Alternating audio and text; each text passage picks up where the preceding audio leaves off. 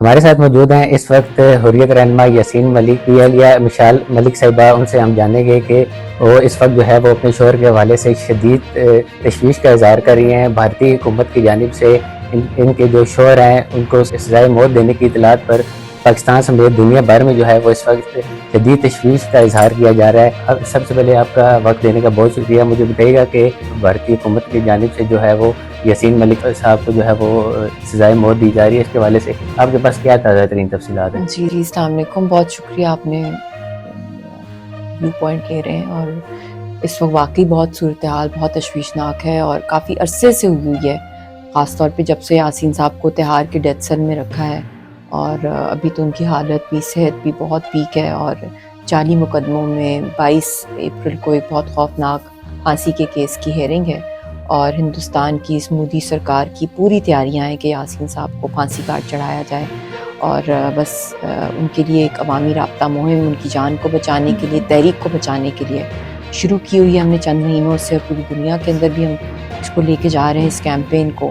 اور آپ سے بھی میں یہی امید کروں گی کہ سوشل میڈیا کے اوپر اویئرنیس کریٹ کی جائے اور جو لاکھوں کشمیر کے لوگوں کو جو ذبح کیا، شہید کیا گیا، کتنے عظیم لوگوں کو جو ہے ان کی جانیں چھین لی گئیں اور ہزاروں کی تعداد میں اس وقت ہندوستان کے ابوت خانوں کے اندر جو ان کے ٹارچر سیلز کے اندر جو کشمیریوں کو قید کر کے ان کو جو ہے قتل کرنے کی کوشش کی جا رہی ہے. تو حالات اس وقت بہت خوفناک ہیں اور اس خونی سرکار کو جو ہے وہ ایک میں کہتی ہوں کہ ان کو لت پڑ گئی ہے معصوم کشمیریوں کے خون کی. اور مودی کو یہ تو ہے ہی best friends with Netanyahu, تو جو ان کی آپس کا جو گٹ شوڑ ہو گیا ہے اور جو وہ فلسطین میں کر رہے ہیں اس سے بھی بدتر کشمیر میں ہو رہا ہے. تو یہی صورتحال ہے اس وقت اور خطے میں جو اس طرح کے حالات بگڑتے جا رہے ہیں.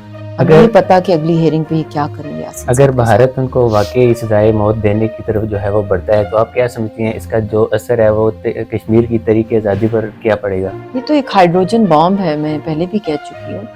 کشمیر دنیا کا وہ واحد خطہ ہے جو ایک نیوکلیئر فلیش پوائنٹ ہے. جہاں کہیں بھی جنگیں ہوئی ہیں یہ ڈراپ آف دا ہیٹ پہ نیوکلیئر کوڈز پہ چلا جاتا ہے معاملہ. اور اگر پہلگام میں چند معصوم لوگوں کو دہشت گردی میں ہندوستان نے قتل کرایا، خود کرایا فالس فلیگ کرا کے تاکہ مودی ایک الیکشن جیت سکے، تو آپ کیا سمجھتے ہیں کہ اس کے بعد جو ایک جنگ چھڑی جو نیوکلیئر کی حد تک جا رہی تھی، اگر وہاں کے سب سے بڑے لیڈر کو قتل کر دیا گیا، شہید کر دیا گیا، تو یہ جو شہید خمینی صاحب کے بعد ایک ورلڈ وار 3 شروع ہوئی ہے، تو یہ تو ورلڈ وار 3 سے بھی آگے پوری کی پوری ایک ہائیڈروجن بام پھٹے گا اور پھر تو کوئی بھی اس چیز کو جو ہے اس آگ کو بجھا نہیں سکے گا. اچھا مجھے بتائیے کہ آپ عالمی برادری اور خاص کر کے جو انسانی حقوق کی تنظیمیں ہیں اور اس کے علاوہ اقوام متحدہ سے جو ہے وہ کیا اپیل کرنا چاہیں گی اس بارے میں؟ دیکھیں ایک فیلئر ہی چل رہا ہے یونائٹڈ نیشنز کا. اگر آج کشمیر اور پیلسٹائن کے مسئلے حل کر دیے جاتے ہیں ان کی امنگوں کے مطابق، یونائٹڈ نیشنز کی قراردادوں کے مطابق، تو آج یہ ہونا تھا ایران کے اندر، یہ ہونا تھا غزہ میں، یہ ہونا تھا مقبوضہ کشمیر کے اندر، یہ ہونا تھا اس پورے خطے کے اندر، پوری دنیا میں RSS اور را کا ٹیرر نیٹ ورک یوں پھیلنا تھا اور نیتن یاہو کا. یہی تو بہت بڑا سوالیہ نشان ہے کہ یہ نمائشی یہ ادارے بنے ہوئے ہیں. یہ صرف دیکھیں قتل کوئی کر رہا ہے، کسی کا آپ کے سامنے کوئی ذبح کر رہا ہے اور میں یہاں بیٹھ کے کہہ رہی ہوں مائک پہ stop killing stop killing stop killing, جس کو خون سوار ہے، جو کسی کا گلا کاٹ رہا ہے، وہ کیا اس بات پہ رک جائے گا؟ اس کے لیے بائی فورس جو ہے انٹرنیشنل لا کے تحت رولز ہیں، بائی فورس ان کو پکڑا جاتا ہے اور وہ فورس ان کو جا کے جیل میں بند کرتی ہے، ان کو سزا دی جاتی ہے، ان کو کٹہرے میں کھڑا کیا جاتا ہے. یہ نہیں ہوتا کہ آپ چند میل دور آرام سے ایک VIP آفس میں بیٹھ کے آپ کہہ رہے ہیں stop it stop it stop it. یہ تو گھر میں نہیں ہوتا اس طرح، یہ تو سب سے بڑا مذاق بنا ہوا ہے. اچھا یہ آپ کیا سمجھتی ہیں کہ یاسین ملک صاحب کو جو ہے وہ سزائے موت دینا، اس کے پیچھے جو ہے وہ کیا مقاصد ہیں؟ کشمیر کی آواز دبانے کی کوشش کی جا رہی ہے؟ یہی مقاصد ہیں جو نیتن یاہو کے مقاصد ہیں. گریٹر اسرائیل ہے اور ان کا گریٹر ہندوتوا کا اکھنڈ بھارت کا نیریٹو یہی ہے کہ جتنا جلدی ان کو قتل کرو، ان کو قبروں کے اندر، ان کو قبرستان میں تبدیل کرو، ان کو بھون دو، ان کو جلا دو اور پھر اس کے اوپر اپنے جھنڈے گاڑ دو گریٹر اسرائیل کے اور اس طرح اکھنڈ بھارت کے.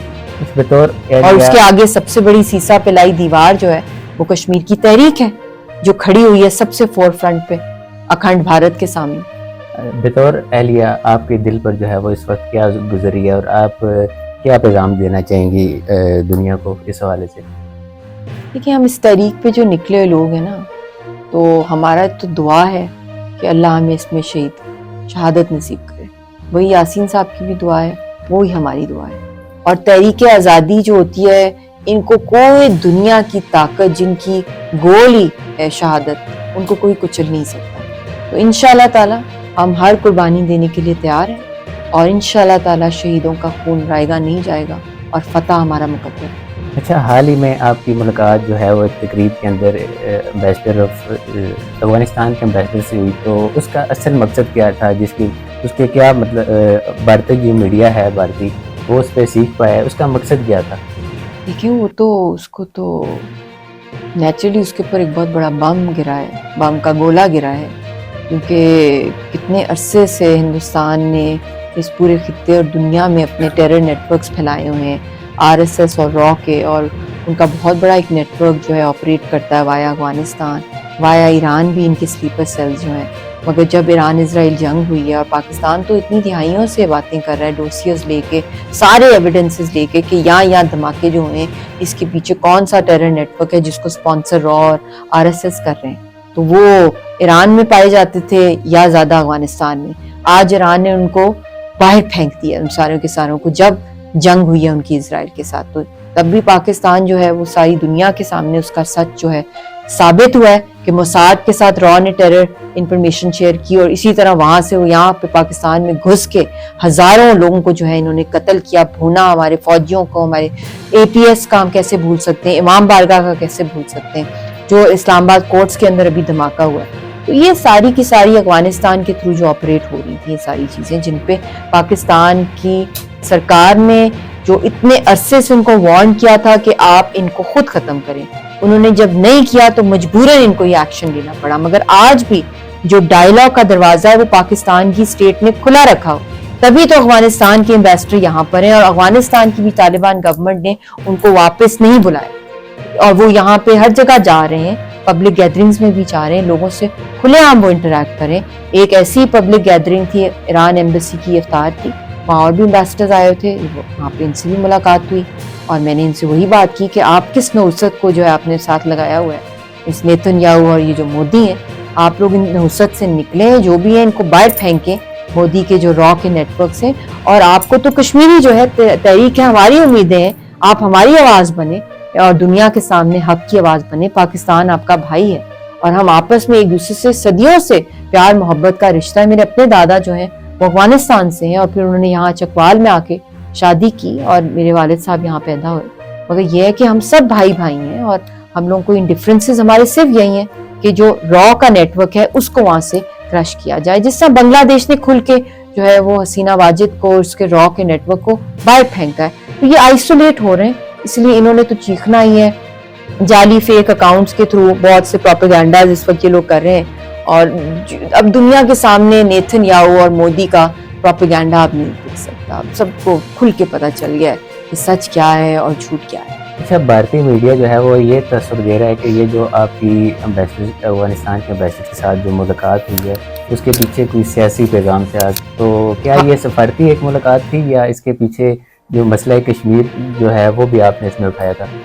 دیکھیں ہم تحریک ہیں، ہم کہیں بھی چلے جائیں تو تحریک کی بات ہی، تو تحریک کی نمائندگی ہوگی، اور تحریک کا ہی واسطہ میں نے ان کو دیا، یاسین صاحب کا، لاکھوں شہداء کی قربانیوں کا واسطہ دیا کہ ہم بھائی بھائی ہیں. اور میرا تو خون بھی اس کے اندر، میرے دادا افغانستان سے تھے، انہوں نے کہا ہم سب کشمیریوں کے ساتھ ہیں، ہم اس ظلم کے خلاف ہیں. اور میں نے کہا پھر آپ نکالیں، کہتے ہیں وہاں ہم لوگ مل کے پاکستان سے ساتھ جو ہمارے ڈفرینسز ہو گئے ہیں تو ہم لوگ بیٹھنے کو تیار ہیں. تو میں نے کہا اگر آپ چاہتے ہیں کہ تحریک اس کے اندر کوئی اپنا پازیٹیو رول پلے کرے، کیونکہ ہم سب کا دشمن ایک ہے، دشمن ہمیں لڑا رہا ہے آپس میں، ہم لوگوں کو، ہم تو شروع سے ہم ایک تھے، اور اب بھی ہمیں دل میں دکھ ہوتا ہے کہ کیوں ہندوستان کا یہ ٹیرر نیٹ ورک ایران میں گیا. ہمیں دکھ ہوتا ہے کہ موساد کو جو شیئرنگ کی گئی ایران کے اندر بیٹھ کے را کے لوگوں نے، ہمیں دکھ ہوتا ہے کہ ایران کے تھرو وہ سلیپر سیلز نے پاکستان کے اندر دہشت دی کی، اور ہمارے یہی کامن دشمن ہے. اور اب وقت آ گیا ہے کہ ہم سب مل بیٹھ کے جو ہے یونیفائی ہوں، انسانیت کے لیے مسلمان بھائی بھائی ہیں اور ہم انسانیت کی بات کریں, ہم امن کی بات کریں اور اس ناسور کو ہم باہر نکالیں.